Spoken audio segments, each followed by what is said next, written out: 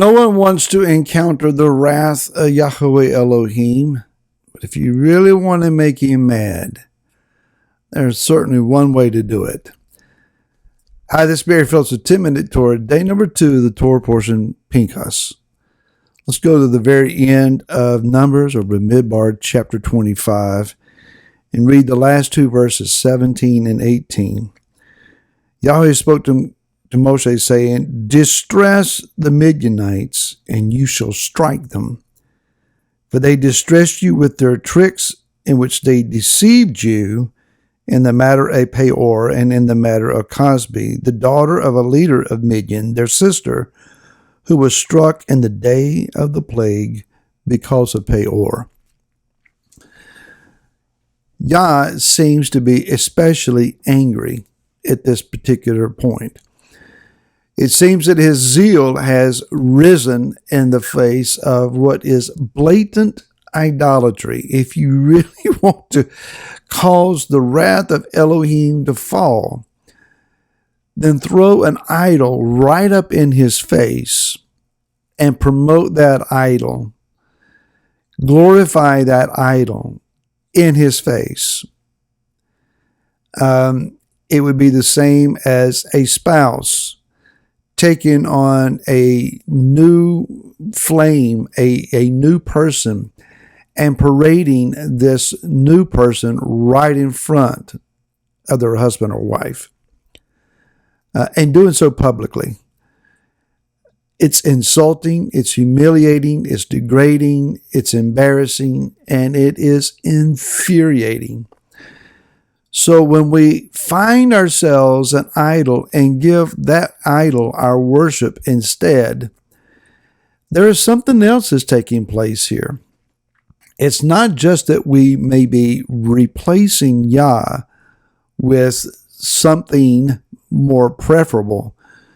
We are also saying that whatever is the truth, the doctrine, the perspective, or the understanding of this idol, we're accepting of that doctrine or truth that is replacing the truth of the Father.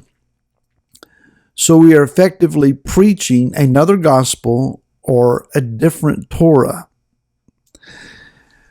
We are warned about this in the book of Deuteronomy, Devarim chapter number 13, where Moshe is saying that when there arises among you a prophet or a dreamer of dreams, and he shall give you a sign or a wonder, and the sign or the wonder shall come true, of which he has spoken to you, saying, "Let us go after other mighty ones which you have not known, and serve them."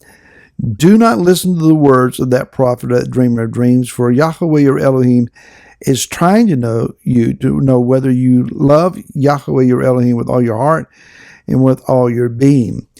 We are to, as he says in verse 4, walk after Yahweh your Elohim and fear him and guard his commands and obey his voice and serve him and cling to him. Do not go after other preachers of a different gospel. That different version is not always blatant. It's not always very, very clear cut. More often than not, it is very seductive. It's very slight. In the case of Shimeon, the Zimri from the tribe of Shimeon, when he came in parading this Midianite woman, my thought is, this is just my thought, that he was saying, if it's natural, it can't be a sin. There's nothing sinful about desiring to eat meat. Yah has given us meat to eat. So if I sit at a table and I eat meat, there's no sin in that. There's no sin in seeing that a woman is beautiful.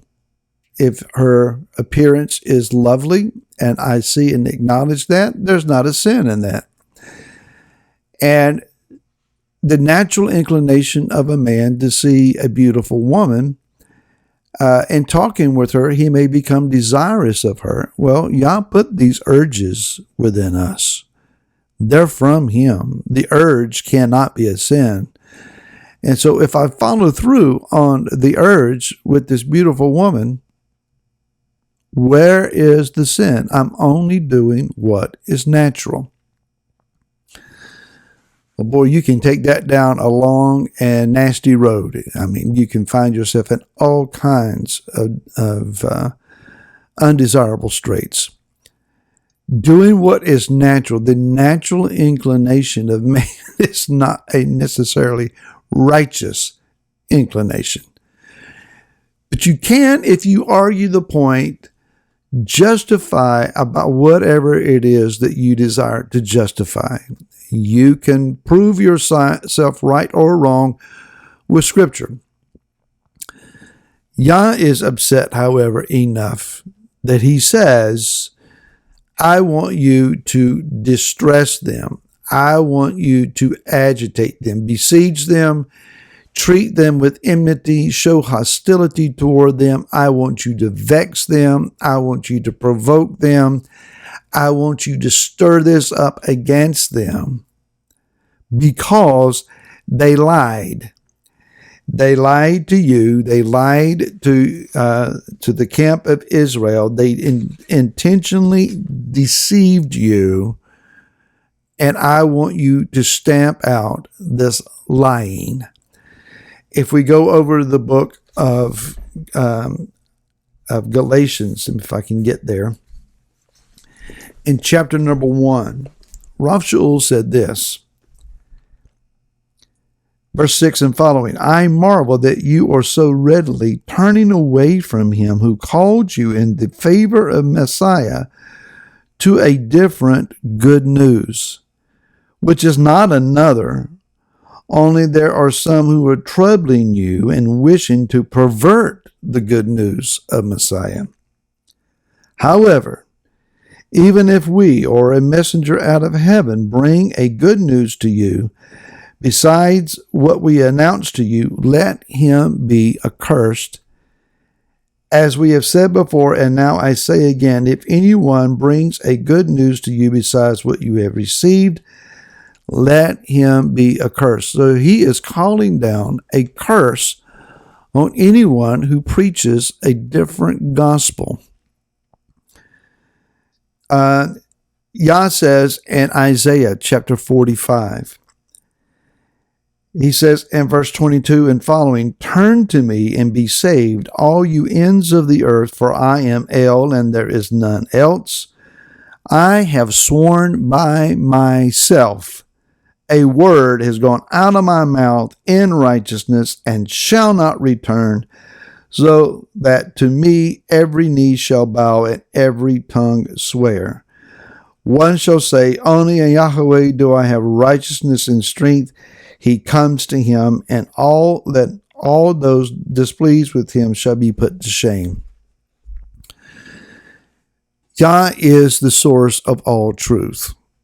Let me say that again. It's important to understand. Yahweh is the source of all truth. If it's true, it came from him. What we want to do is dilute the truth to our own perspective. We prefer to slant the truth to our own advantage. We prefer to choose what parts of the truth we want to acknowledge and what parts we want to deny. There's a reason that we say in court to tell the truth, the whole truth, and nothing but the truth. And then what follows are the slick attempts of the adjudicators to try to figure out how to present their version of the truth to their own advantage, leaving out any part that would be of a disadvantage to them. Yeshua said this, Hasatan is a liar and the father of it. And when he tells a lie, it's because he's a liar. He can't tell the truth. Why then do we allow that which is not true to influence us? Rise up, besiege it, vex it, strike it, make war against that which seeks to deceive you and walk in truth. And we'll see you again tomorrow. Until then, shalom.